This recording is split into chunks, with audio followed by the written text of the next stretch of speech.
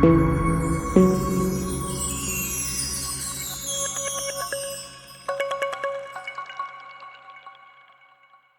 gogoro má gbòmí lójú àti òkèèrè tẹ́tí láǹfààní àti gbọ́ mi. Ẹ káàbọ̀ padà sórí ètò Yorùbá Dùn Lédè. Ẹwà wa òun ni èdè wa.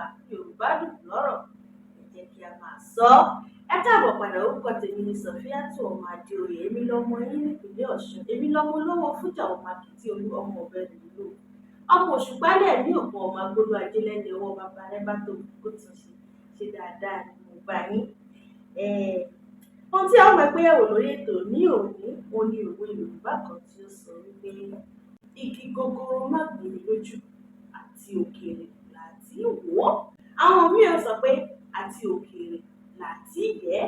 Kò sí èyíkéyìí tí a lò tí a ò sọ nínú gbólóhùn yìí.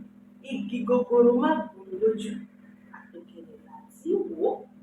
Kí ni ìtumọ̀ òwe yìí àti pé àyè ibo ni a máa ń lò ó sí?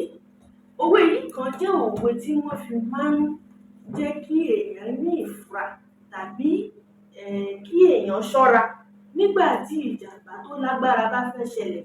Wọ́n wá máa fi sọ fẹ́yàn pé ọ̀rọ̀ tí à ń fojú sùn yìí kọ́ rẹ̀ má lọ dàbí igi gogoro.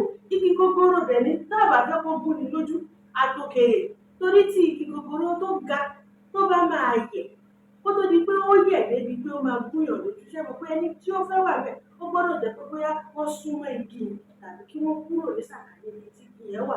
Òun ló ṣe máa ń sọ wípé tí ọ̀rọ̀ kan tó jẹ́ pé àfojúsùn rẹ̀ súnmọ́ kí ó ṣe ìjàmbá fún yàn, wọ́n á ní igi gogoro má gbòmí lójú àtòkèrè làtí yẹ̀ ẹ́. Lónìí, a ó ní ìpàdé ayọ̀ lọ́sẹ̀ tó ń bọ̀.